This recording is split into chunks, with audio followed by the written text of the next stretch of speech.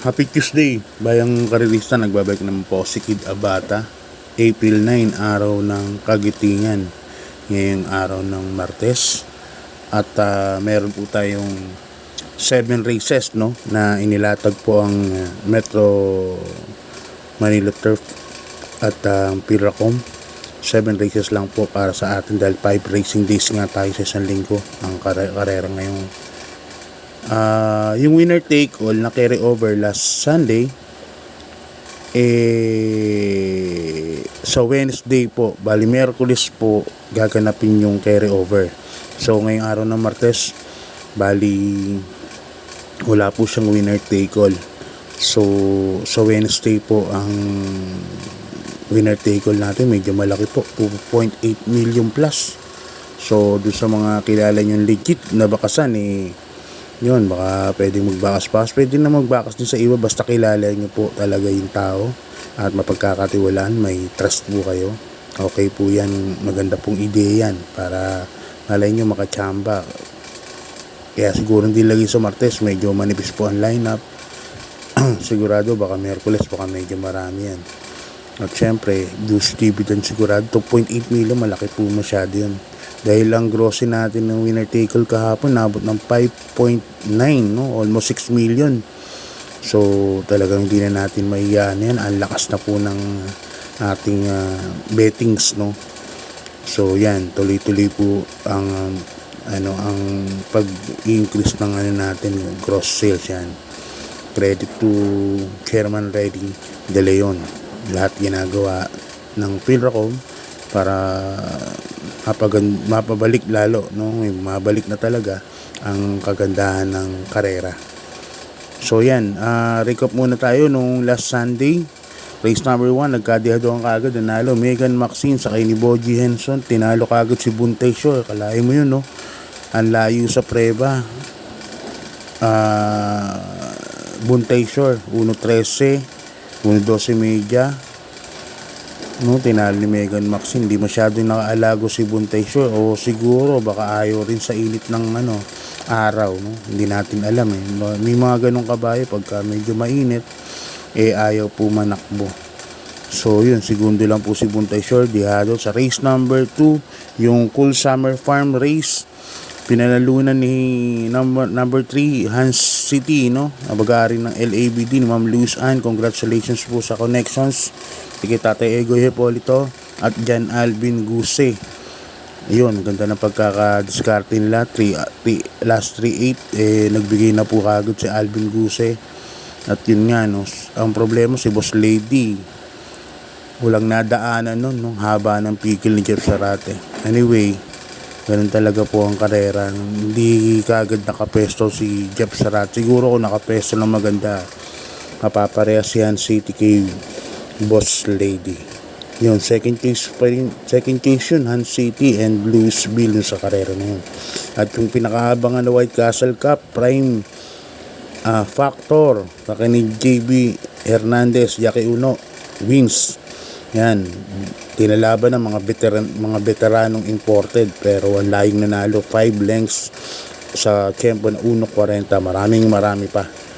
At naghahanap pa ng magandang laban niya. Hintayin natin si Most Grateful na nag-barrier na po last Saturday, at ang sabi sa akin medyo maganda po ang tempo, 1.11 yata, 1.11 medya. Anyway, tignan natin bukas, confirm lang po natin. Okay, start na po tayo. Race number 1, 3-year-old and above maiden race. Distance natin 1,200 meters lang. Yan, umpisa ng peak 5, first set, race number 1 to race number 5. Dalawa po ang peak 5 natin, race 1 and race number 3. Dahil winner take all nga gagawin sa araw ng Miyerkules. Sasalohin ko na po ito, number 4, Veterano.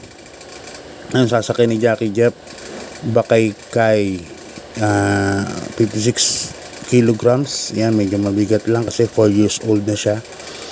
At puro segundo, tercero, laging timbangan po itong kabayo na to. Nakaraan tercero po kila Primavera and Chiller. Yan, may champion siya 1.14 media. May forecast ko dito sa Khalid Dihado. Numero 5, Memory of the Sun. Yan, sa ni Elden Abrea.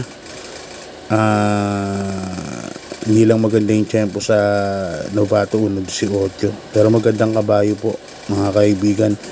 Pwede mo siguro i-forecast siya numero 5 Memory of the Sun, pero solo ako dyan sa race number 1 yan. Number 4 Veterano. Okay, lipat tayo sa race number 2 Bayang Karerista. Dito meron po tayong quartet carry over amounting to 110,951.86. Hindi nakakuha yung last race nung aga ron, ano, isang super dihado. So yun, ngayon gagawin sa race number 2 class 5 split. Ito mga placers po ito. First case ko numero 8 Twinkle Toes Jackie Noel Silonar. Diyan po ako lalagay. Ganda po numero ng sakay ni Noel, Twinkle Toes. At sa Twinkle po naman, pwede pong hindi mauna yan. Kahit hindi mauna, mas maganda pa nga siguro pag nag-change ng ano to. Pero alam naman natin, sprinter po yan, numero 8 Twinkle Toes. Distansya niya 1,200 meters. So mauna o hindi, siguradong maganda itatakbo nito. Numero 8 Twinkle Toes, yan yung first case ko. Second case ko numero 2 Princess Serena, sasakyan naman ni Joel Ciego. Ito si Serena naman, may bilis din po ito, pero dati nakitaan ko ito na pinaremate, no? Pumesto lang po ng tercero pesto, pero pinaremate po siya, no? So flexible po itong kabayo na to. Kaya sa tingin ko, yan ang second case ko, numero 2 Prince Serena. At saka alam ko, bagong baba po ito. From rating 6 ngayon, nasa 5 na. Okay, lipat na po tayo sa race number 3. Bayang Karerista, rating base, class 5, 11 to 15 points. Yan. Distance natin, 1,200 meters. Yan. Ang crowd favorite, dyan ako. Crowd favorite, number 6, Sundance. Yan, sa kanijan Alvin Guse. Alam na natin bakit crowd favorite yan. Gustong gusto po ng mga Bayang Karerista yan. Number 6, Sundance. Yan po ang first case ko. Although hindi na kasing buti yung mga tinatakbo niya na noon, pero bawat takbo naman yung last 3 outings niya pa-improve kahit medya segundo po ang ini-improve sa tempo, no? Baka bumalik na rin po sa dating form to. Number 6 Sundance. Second case ko, number 5 The Price is Right. John Paul Guse na po ang sakay. Dati AB Series yan, hindi lang maganda sa lida. Ngayon pinilitan John Paul Guse na po ang sakay. So yan, dito ako sa magkapatid, Jan Alvin Guse, Jan Paul Guse, same as with trainers, no? Jonathan Sordan and Jason Sordan. Yan po ako sa dalawang magkapatid na yan. Number 6 Sundance, second case The Price is Right. Okay, lipat na po tayo sa race number 4 Bayang Karerista, class 5, 6 points to 10 points. Yan, split group. Distance natin 1,200 meters lang. First case ko numero 7 Caraga Wonder. Sa akin ni Boji Henson. Alam naman natin to, gamay ni Boji to, si Caraga Wonder.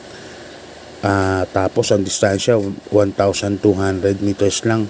Tingin ko iuna na po itong kabayo na to, number 7 Caraga Wonder. Kaya ako first case kaya number 7 Caraga Wonder. Ngayon, second case ko rito, maglalagay ako number 5 Apo ni Maria. Yan, Berjomel Galieta. Yan, bagong yung apprentice Jackie nito ngayon bagong hinete ulit ni Big Boss James Trabano. Malamang magpakita ng gilas ko. Yan ang second case ko, number 5 Apo ni Maria. So first case ko number 7 Caraga Wonder. Second case ko number 5 Apo ni Maria. Yan. Okay, lipat na tayo sa last daily double plus 1 Bayang Karerista race number 5. Ang race number 5 natin, dito meron po tayong 9 runners, no? Class of 5, 6 points to 10 points split group. But 8 betting options lang kasi may couple entry tayo. Number 1, Make a Difference sa Color Blast na siyang pamprimera ko. Si Make a Difference, nanalo po yan last race last week. At ang galing po ng ginawa ni Alvin dito.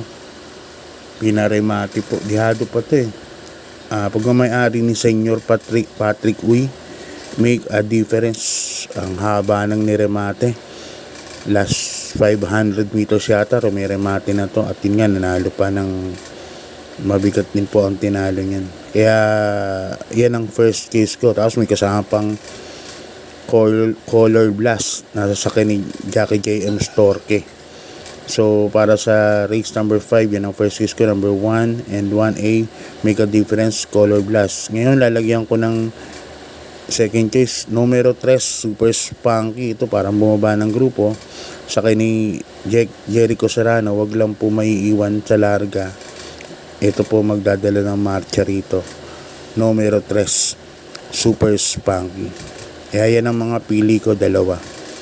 Yung uno, couple entries, Make a Difference and color blast. Tapos second case ko, number 3, Super Spunky. Okay, lipat tayo sa penultimate race, Bayang Karerista. Race number 6 ng class 4, 16 points to 21 points. Dito distance natin to 1,200 meters lang kasi may 8 runners lang po tayo. Yan. Susuluin ko na po dito, numero 2, Runway 10. Nasa akin ni Jackie Claro S. Pare Jr. Ito si Runway 10. Pag nauna po ito, lista nyo na po. Number 2, Runway 10. Ang bibigat po ng mga huling nilaban nito. Sila Ninong. Yan, sila Jubilum. Ngayon parang ibang ano na to, ibang grupo po, parang mas bumaba. So yan, ako susuluhin ko na po yan. Numero 2, Runway 10. Ngayon kung naghahanap ng forecast, ang AP factor yung kabilis, sumalida, nagbabago ng running style po yung mga kabayo pag ganyan. Kaya ako saluhin ko to, number 2, Runway 10. Siguro kung forecast ako, yung sakay ni Mark Alvarez, numero 7, AP Factor. Okay, lipat tayo sa last race, Bayang Karerista. Last race natin, yun, may Super 6 carry over nga. 62,441 and change. Yan, nangyari kila Agaron, high roller na segundo, tapos another dihado na naman yung tercero sa kwarto. So, kaya tayo merong Super 6 carry over. So, mga ano dyan, yan, 8 runners lang po ito. Baka matsambahan po na. Try nyo po tumaya ng Super 6. Yan, medyo maganda po bigay dyan pag nakuha nyo po yung pamprimera at saka panigunda. Tapos kalat-kalad na po yung 3rd hanggang 4 hanggang 6 placer. Maliit lang po puhunan nun. Pero juicy po ang dividend yan. Yan. Distance natin dito 1,400 meters kasi meron tayong 9 runners. May couple entry po tayo, numero 6, kaya 9 runners but 8 betting options lang. Class 5, yan, 5 points split placers. Ito parang mas mababa to kesa dun sa 5 kanina na placer. Mas mababang grupo. First case ko rito, numero 5, Tears of Joy. Nasa ni Jackie A.R. Ramos. Yan. Distance natin 1,400 meters. Alam naman si Tears of Joy, isa pong diremate yan, kaya dyan po ako lalagay. Numero 5, Tears of Joy. Second case ko, numero 3, Princess Belle. Nasa ni Flores. Yan,